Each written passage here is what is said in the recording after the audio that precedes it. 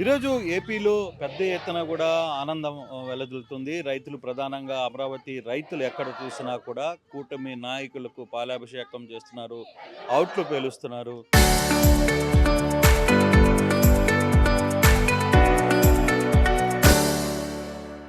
ఎందుకంటే అసెంబ్లీలో తీర్మానం చేసి పంపించిన తర్వాత నిన్న లోక్సభలో ఇదే అమరావతి సవరణ బిల్లుకు ఆమోదం జరపడం, తర్వాత మళ్ళీ ఈరోజు రాజ్యసభలో కూడా ఆమోదం తెలపడం. దీంతో ఒక్కసారిగా ఈరోజు పెద్ద ఎత్తున కూడా అమరావతి కోసం ఎవరైతే రోడ్ల మీదకి వచ్చి దాదాపుగా 365 రోజుల పాటు తమ నిరసన, తమ ఆందోళన వ్యక్తం చేస్తూ చేసిన రైతులు, మహిళా నాయకులు అందరూ కూడా ఈరోజు ఎక్కడ చూసినా కూడా హర్షధ్వానాలు వ్యక్తం చేస్తున్న పరిస్థితి.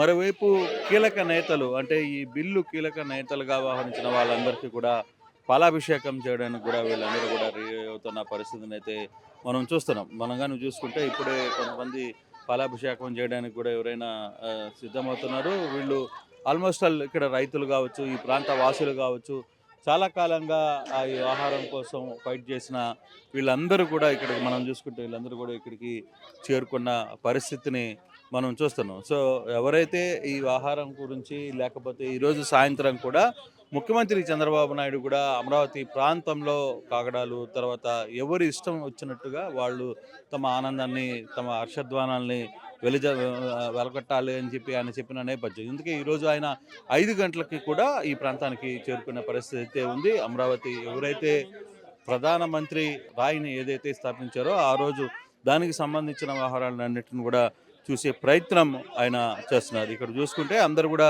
పెద్ద ఎత్తున కూడా అమరావతికి సంబంధించిన అందరూ కూడా చూడవచ్చు. పెద్ద ఎత్తున వాళ్ళందరూ కూడా అమరావతి అంటే వీళ్ళందరూ కూడా రోడ్ల మీదకి వస్తున్న ప్రయత్నం అయితే చేస్తున్నారు. మరోవైపు పాలాభిషేకం చేస్తున్న వ్యక్తులు కూడా కొందరు ఇక్కడ అయితే, సో ఇక్కడ మనం కానీ చూసుకుంటే కొందరు టపాసులు కూడా కాల్చే ప్రయత్నం చేస్తున్నారు. వాళ్ళందరూ కూడా బాణాసంచా కాలుస్తూ ఇక్కడ పెద్ద ఎత్తున కూడా ఇక్కడ ఉన్న అమరావతికి సంబంధించిన రైతులు, ప్రధానంగా తుళ్ళూరు గ్రామానికి సంబంధించిన వాళ్ళందరూ కూడా పెద్ద ఎత్తున ఇక్కడికి చేరుకుంటున్న పరిస్థితిని మనం చూస్తున్నాం. సో చాలా వరకు కూడా ఈ గ్రామాలు, చుట్టుపక్కల 29 గ్రామాలలో ఆనందానికి అదువు లేవు. చాలా ఎత్తున, పెద్ద ఎత్తున ఇక్కడ చాలా కాలంగా ఈ రైతులు ఎవరైతే ఇక్కడి నుంచి పోరాటం చేశారో ఆ రైతులు అందరూ కూడా ఇక్కడ రోడ్ల మీదకి వచ్చి వాళ్ళ ఆనందాన్ని వెదజల్లే ప్రయత్నం చేస్తున్నారు. ఆ ఆనందాన్ని వ్యక్తపరుస్తున్న పరిస్థితిని మనం చూడవచ్చు. పెద్ద ఎత్తున మహిళలతో పాటు వీళ్ళందరూ కూడా ఇక్కడికి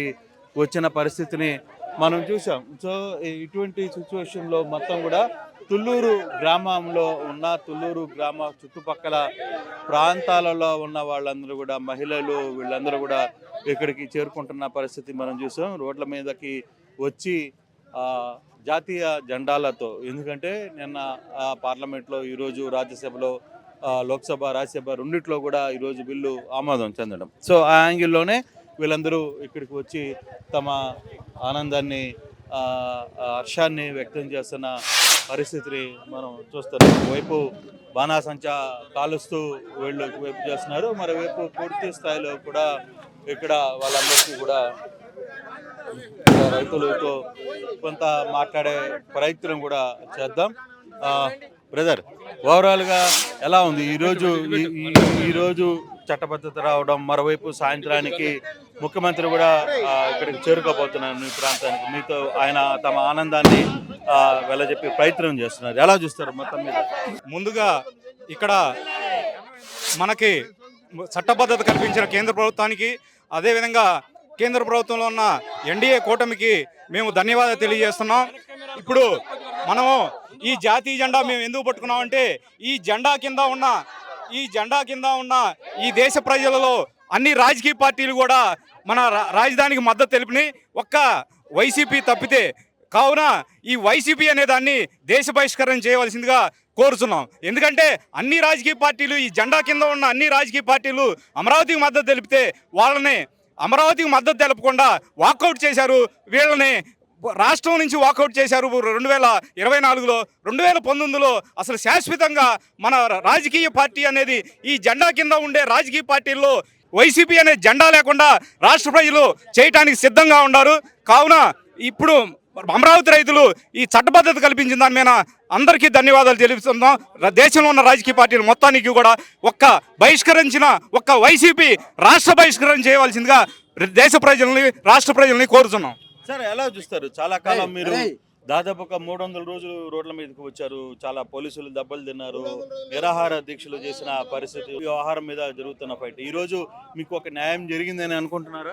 తప్పనిసరిగా ఇది చంద్రబాబు నాయుడు గారి ప్రోత్సాహంతో కూటమి ప్రభుత్వం, కేంద్రంలో పవన్ కళ్యాణ్ గారు అక్కడ మోడీ గారి ఆశీస్సులతోటి ఈ బిల్లును అనేది రాజధాని అనే దానికి ఎక్కడా కూడా మళ్ళా ఎప్పుడు కూడా ఎవరు మార్చకుండా చేసినందుకు అత్యంత సంతోషకరమైన దినం అండి. దీంట్లో ఎటువంటి డౌట్ లేదు. ఇట్లానే ఈ రాజధాని అనేది కేవలం 29 రాజధాని రైతులది కాదు, ఇది ఆంధ్రప్రదేశ్ మొత్తాంది, అంతర్జాతీయంగా ఉన్నటువంటి తెలుగు వారిది మొత్తాంది. ఇది చాలా గొప్ప దినం. పోతే వైసీపీ నాయకులు మాట్లాడేది పార్లమెంటులో అత్యున్నత అనేటువంటి చట్టసభల్లో అబద్ధాలు భయంకరమైన అబద్ధాలు ఆడటం అనేది మంచి పద్ధతి కాదు. ఇందాక ఆయన సుబ్బారెడ్డి గారు మాట్లాడుతూ అసలు అన్నీ కూడా అబద్ధాలు, నిన్న మిథున్ రెడ్డి గారు మాట్లాడుతూ అన్ని అబద్ధాలు. ఈ అబద్ధాలు నమ్మేటటువంటి పోయినాయి. ప్రజలు చాలా అలర్ట్ అయ్యారు. అందుకని 11 సీట్లకు పరిమితం చేసినా కూడా వాళ్ళకి ఏమీ అర్థం కావట్లేదు. రెండోది, నిన్న మరోవైపు జగన్ ఒక మాట చెప్తున్నాడు, మావిగన్ అని చెప్పి కొత్తగా ఒక ప్రపాదన తీసుకుని వచ్చే ప్రయత్నం చేస్తున్నాడు. ప్లాన్ బి అంటున్నారు. ఏ విధంగా చెప్తున్నా, నిన్న జగన్మోహన్ రెడ్డి గారి ప్రెస్ మీట్లో ఆయన దగ్గర ప్లాన్ బి అంటాడు. అసలు ఆయన మైండ్లో ఎన్ని ప్లాన్లు ఉన్నాయో, దోపిడీకి ప్లాన్లు ఉన్నాయా, దొంగతనానికి ప్లాన్లు ఉన్నాయా, దేనికి ప్లాన్లు ఉన్నాయో తెలియదు మాకు. రాజధాని గురించి ఆయన చెప్పే ప్లాన్లు ఇప్పటికీ ఇది 30వ 32దో ట్యాప్గా ఒకటి చెప్తాడు, 120 కిలోమీటర్లు అంటాడు, 300 అంటాడు, 30,000 ఎకరాలు అంటాడు, రోజుకు నోటికి వస్తే అది మాట్లాడు. రెండోది, నిన్న ఆయన మాట్లాడింది చాలా హాస్యాస్పదంగా ఉంది, చాలా నవ్వులాటగా ఉంది. బాహుబలి సినిమాలో కాలికేయలటువంటి భాష మావిగన్ అని, అది ఏందో ఆ భాష, అది ఎక్కడదో ఆ పదం ఈ ప్రపంచంలో మాకెవరికి తెలీదు. ఆయన స్థాయి ఒక రాష్ట్రానికి సీఎంగా ఉండి ఆ తర్వాత ఓ ప్రధాన రాజకీయ పార్టీకి అధ్యక్షుడిగా ఉండి ఆయన ఏం మాట్లాడుతున్నారు, ఎంత దిగజారిపోయి మాట్లాడుతున్నారు, ఆయన ఏమనుకుంటే తెలియదు. ఆయన ఆ రకమైనటువంటి ఆయన సహచరులు మాట్లాడే భాషకి ఆ వైసీపీలో ఉన్నటువంటి కార్యకర్తలు చాలా జుగుసారంగా ఫీల్ అవుతారని నేను అనుకుంటున్నానండి. మరోవైపు చూసుకుంటే మహిళలు ఇక్కడ పూర్తిగా కూడా స్వీట్లు పంచుతున్న పరిస్థితి మనం చూసాం. ఈరోజు చట్టబద్ధత వచ్చిన నేపథ్యంలో తుళ్ళూరు గ్రామంలో ఉన్న నాయకులు కావచ్చు, ఇక్కడ ఉన్న ప్రాంత రైతులు కావచ్చు, వీళ్ళందరూ కూడా మహిళలు స్వీట్లు పంచుతున్న పరిస్థితిని మనం చూస్తున్నాం. ఒకవైపు మహిళలతో కూడా మాట్లాడే ప్రయత్నం అయితే చేద్దాం. ఏమ్మా, ఒక్క నిమిషం, ఎలా అనుకుంటున్నారు ఈరోజు మీకు ఇంతకాలంగా చాలా కాలంగా 16 రోజుల పాటు రోడ్ల మీద ఉన్నారు, పోలీసుల దగ్గర దెబ్బలు తిన్నారు, ఇటువంటి ఇష్యూస్ అన్ని జరిగినాయి కదా, ఈ రోజు మీకు ఏమనిపిస్తుంది? మాకు అసలు రాజకీయాలు అంటే ఏంటో కూడా తెలియదండి. అలాంటి వాళ్ళం ఇంట్లో పనులు మాత్రమే చేసుకొని పిల్లల్ని చూసుకునే వాళ్ళం ఈరోజు బయటకు వచ్చి ఈ రకంగా చేసి మా హక్కులు మేము కాపాడుకునే విధంగా చేసిన ఘనత జగన్మోహన్ రెడ్డి గారికే దక్కుతుంది. అయినా కూడా ఇప్పుడు మేము రాజధాని నిర్మాణం కోసం భూములు ఇచ్చాం, మాత్రం మేము అడిగితే ఇవ్వలేదు, మాత్రం మేము కావాలని అనుకోలేదు. గవర్నమెంట్ వచ్చింది, మా దగ్గరకు వచ్చింది, ఇక్కడైతే బాగుంటుందని వాళ్ళందరూ ఆ రోజు అసెంబ్లీ సాక్షిగా ఆమోదం తెలియజేసి చెప్పారు కాబట్టి మేము భూములు ఇచ్చాం. నమ్మి ఒక వ్యక్తిని, అక్కడ ప్రభుత్వాన్ని నమ్మాం. ఒక వ్యక్తి కూడా, ఆ వ్యక్తి విజన్ ఉన్నటువంటి వ్యక్తి చేసి చూపించే సామర్థ్యాలు ఆయన ఉన్నాయనే నమ్మకంతో ఆ రోజు భూములు ఇచ్చాము. అదేవిధంగా జరిగింది. తర్వాత ఎప్పుడైతే వైసీపీ గవర్నమెంట్ అధికారంలోకి వచ్చి 5 ఏళ్ళు మమ్మల్ని ఎన్ని చిత్రహింసలు పెట్టాలో అన్ని హింసలు పెట్టారు.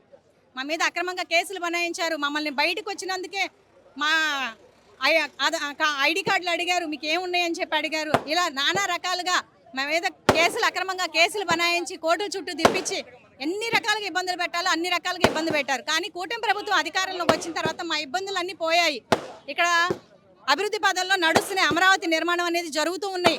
కానీ ఈ నేపథ్యంలో కూడా తర్వాత ఎప్పుడైనా సరే ప్రభుత్వాలు మారినా ఇక్కడ రాజధాని మాత్రం మారకూడదు. ఎక్కడైనా ఒక రాష్ట్రానికి ఒకే రాజధాని ఉంటుంది తప్పితే ఇలా 3 రాజధానులని 30 రాజధానులని మళ్ళీ వచ్చే ప్రభుత్వాలు ఏవి కూడా అలాంటి నిర్ణయాలు తీసుకోకూడదని సదుద్దేశంతో మేము అమరావతికి ఒక చట్టబద్ధత తీసుకురండి అని కూటమి ప్రభుత్వాన్ని కోరుకోవడం జరిగింది. అదేవిధంగా వాళ్ళు కూడా వెంటనే చర్యలు తీసుకొని మొన్న అసెంబ్లీలో తీర్మానం చేసి దాన్ని కేంద్రానికి పంపించి కేంద్రం కూడా ఈరోజు పార్లమెంట్లో ఈరోజు అన్ని పార్టీల వారు పార్లమెంట్లో ఆమోదం తెలిపారు. కాబట్టి వారందరికీ అమరావతికి మద్దతు తెలియజేసిన ప్రతి ఒక్కరికి కూడా మా రైతులు మేము శిరస్సు వంచి పాదాభివందనాలు తెలియజేసుకుంటున్నాము. కానీ ఇప్పటికీ కూడా జగన్మోహన్ రెడ్డి బుద్ధి మాత్రం మారలేదు. ప్రజలందరూ పేరగన్ చెప్పుతో కొట్టినా కూడా మావిగనని మరొక రాజధాని కొత్త పేరు తీసుకొచ్చాడు. వాళ్ళకి ఎన్నిసార్లు ప్రజలు బుద్ధి చెప్పినా బుద్ధి అనేది రాదు. ఎందుకంటే అతను ఒక చిన్న పిల్లలు కూడా తెలిసినంత ఇదిగా తెలియలేకపోతుంది. దేశానికి రాజధానులు ఉంటాయి కానీ ఎక్కడ రాష్ట్రానికి రాజధానులు ఉండవని మాట్లాడుతున్నారు. ఏ రకంగా మాట్లాడతారండి? ఇప్పుడు ఉన్న రాష్ట్రాలన్నిటికీ రాజధాని లేవా? దేశానికి రాజధాని ఉంటుందా? మరి ఆ రకంగా అనుకున్న వాడవైతే నువ్వు అధికారంలోకి వచ్చిన తర్వాత మన రాష్ట్రానికి 3 రాజధానులను ఎందుకు తీసుకొచ్చావు? పేరు ప్రస్తావన ఎందుకు తీసుకొచ్చావు? అలాగే సీఎం ఎక్కడుంటే అదే రాజధాని అని ఎందుకు చెప్పావు నువ్వు? మరి ఆ రోజున ఒక మాట, ఈ రోజున ఒక మాట, నీ ఇష్టం వచ్చినట్టు 2 నాలుకలు పెట్టుకొని ఎప్పుడు సమయానుకూలంగా అప్పుడు నీ ఇష్టం వచ్చినట్టు నీకు ఏదనిపిస్తే మనసులో అది మాట్లాడేయటమేనా? కొంచెమన్నా విచక్షణ జ్ఞానం, ఆలోచన జ్ఞానం ఉండాలి కదా. చిన్నపిల్లల మాదిరి కూడా నీకు లేనప్పుడు నీకు పిచ్చి బాగా ముదిరిపోయింది కాబట్టి చిన్న మెదడు చితికిపోయి పెద్ద మెదడు పగిలిపోయి టోటల్గా మైండ్ దొబ్బి అసలు ఏం చేస్తున్నావో ఏం మాట్లాడుతున్నావో అర్థం కాలేదు. కాబట్టి ఇక నుంచి నీకు ప్రజలు బుద్ధి చెప్పారు 11 సీట్లతో, కానీ అది నీకు ఇంకా బుద్ధి రాలేదు. కాబట్టి ప్రజలందరూ నీ పార్టీని భూస్థాపితం చేస్తేనే నీకు బుద్ధి వస్తుంది. కాబట్టి ఇక నుంచి అసలు రాష్ట్రంలోనే మీరు ఉండకూడదు. ఎందుకంటే రాష్ట్ర అభివృద్ధిని చూడలేని వారు రాష్ట్రంలో ఉండకూడదు. కాబట్టి రాష్ట్రం నుంచి వాళ్ళు వెళ్ళిపోవాలని మనస్ఫూర్తిగా కోరుకుంటున్నాము. జై అమరావతి. సో ఇక్కడ చూసుకుంటే ఒకసారి కానీ ఫైనల్గా మనం చూసుకుంటే చాలా మంది మహిళలు రోడ్ల మీదకి వచ్చి తమ ఆనందాన్ని చెప్తున్న పరిస్థితి. ఏ విధంగా చూస్తారు ఇప్పుడు ఓవరాల్ ఎపిసోడ్? ఇన్ని రోజులు మీరు పడ్డ బాధలు, తర్వాత ఇప్పుడు జరుగుతున్న పరిస్థితులు, మధ్యలో ఒకసారి ఏమీ చేయలేని పరిస్థితులు, మీ భూములు త్యాగం చేశారు, అన్నీ చేశారు, తర్వాత జరుగుతున్న పరిస్థితి. జై అమరావతి అండి. 1631 రోజు అమరావతి రైతులు మహిళలు రోడ్ల మీద ఉద్యమాలు చేశారండి. ఈరోజు పెద్ద పండగ అండి మాకు. ఎందుకంటే ఈ రోజే మాకు క్రిస్మస్, సంక్రాంతి, రంజాన్ పండగలు వచ్చినాయండి. ఎందుకంటే 5 సంవత్సరాలు మాకు ఏ పండగ లేదు. ఇదే శిబిరాల్లో రోడ్ల మీదే వాననక ఎండనక రోడ్ల మీదే కూర్చున్నామండి. ఒక్కొక్క టైంలో అయితే మమ్మల్ని అసలు భోజనాలు కూడా చేయని పరిస్థితి అండి. వండుకున్న వంటల్లో కూడా ఇసుకలు పోయటం, పాదయాత్రలో నానా బీభత్సం చేసిందండి ప్రభుత్వం. ఏదైనా ప్రశ్నించామంటే కేసులు పెట్టడం, మహిళలు అనేది అసలు ఏనాడు మేము చూడలేదండి. ఆ రకంగా పాకిస్తాన్ బోర్డర్లా చేసేసారు ఊళ్ళని. బయటకు వస్తేనే ఇక కేసులు. అలాంటి పరిస్థితుల నుంచి కూటమి ప్రభుత్వం గెలిచిన దగ్గర నుంచి కొంచెం ఊరట వచ్చిందండి. ఇప్పుడు అసెంబ్లీలో అమరావతికి చట్టబద్ధతను తీసుకుని తీర్మానం చేసి పార్లమెంట్కి పంపించడం, అక్కడ ఆమోదం పొందటం, ఇక్కడ రైతులందరికీ పూర్తి విశ్వాసం వచ్చిందండి. ఇదే అమరావతి రాజధాని అని. ఇది 5 కోట్ల ఆంధ్రులదండి, రాష్ట్ర ప్రజలందరిదండి ఈ రాజధాని. ఈ రాజధానికి అందరూ అన్ని పార్టీలు మద్దతు తెలిపినందుకు మేము సంతోషంగా ఉండండి. ఈ విజయం రాష్ట్ర ప్రజలందరిదండి. ఈ తెలుగు వాళ్ళు ఎక్కడైతే ఉన్నారో విదేశాల్లో కూడా వాళ్ళందరికి కూడా సంబంధించిందండి. ప్రతి ఒక్కళ్ళ గుండెల్లో అమరావతి రాజధాని ఉందండి. వాళ్ళందరికీ మేము ధన్యవాదాలు తెలియజేస్తున్నాం. జై అమరావతి. ఇక్కడ మనం కానీ చూసుకుంటే చాలా మంది మహిళలు వాళ్ళ ఆనందాన్ని వ్యక్తం చేసుకుంటూ వచ్చిన పరిస్థితి మనం చూసాం. మరోవైపు ఇక్కడ పెద్ద ఎత్తున కూడా బాణాసంచా కాలుస్తున్న పరిస్థితుల్ని మనం చూసాం. రైతులు పెద్ద ఎత్తున ఇక్కడికి రావచ్చు, లేకపోతే వాళ్ళు భూములు ఇచ్చిన నాయకులు కావచ్చు, వాళ్ళందరూ కూడా దాదాపుగా మీరు 30,000 ఎకరాల భూములు మొదటి తరహా ఇచ్చారు. మీకున్న భూములన్నిటినీ త్యాగం చేసిన పరిస్థితి. తిరిగి ఈరోజు చట్టబద్ధత వచ్చిన నేపథ్యంలో మీకు అట్లీస్ట్ తిరిగి మా రోల్ మాకు రాబోతుందని ఒక ఆనందం ఉందా? చాలా అండి, చాలా సంతోషంగా ఉందండి. ఎందుకంటే గత ప్రభుత్వంలో 1631 రోజులుగా మా బాధని మేము వెళ్ళగక్కిన ఆ ప్రభుత్వం అసలు పట్టించుకోలేదు. ఫస్ట్ మేము ఈ కూటమి ప్రభుత్వం వచ్చిన తర్వాత ఈ అమరావతి రాజధానికి ఒక చట్టబద్ధత క్రియేట్ చేయండి అని అనేసి మేము అడగడం జరిగింది. ఎందుకంటే భవిష్యత్తులో గత 5 సంవత్సరాలు మేమేమైతే ఇబ్బంది పడ్డామో రాబోయే తరాలు కూడా అట్లా ఇబ్బంది పడకూడదనే సదుద్దేశంతో మేము ఇక్కడ గెజెట్ నోటిఫికేషన్ కావాలి అని అనేసి మేము కోరుకున్నాము.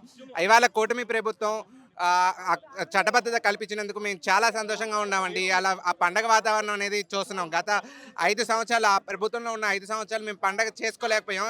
అంత పండగ ఇప్పుడు మిస్ అయిన పండగ అంతా ఇప్పుడు చేసుకుంటున్నామన్న ఆతృత సంతోషంతో ఉన్నామండి మేము.